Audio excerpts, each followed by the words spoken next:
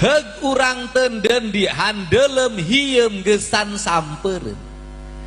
cag urang tunda di hanjuang siang gesan alaeun paranti cokot bawaeun dituruban kuman depun di wadahan cupu manik astagina dibuka kuno ngaliwat anu weruh kasemuna anu apal kabasana anu rancingas rasana putra putu tegang ewu bedawan sawidak lima nu hayang dilalakonkeun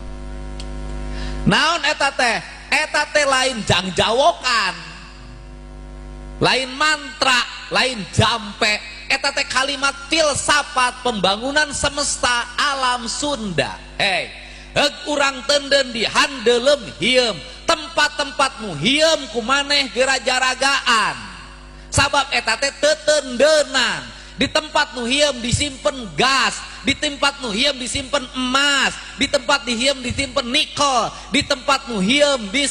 disimpen bauksit di tempat nu hieum disimpen batu bara tempat nu hieum di tanah Sunda Gunung Sanggabuana Gunung Halimun Gunung Wayang Gunung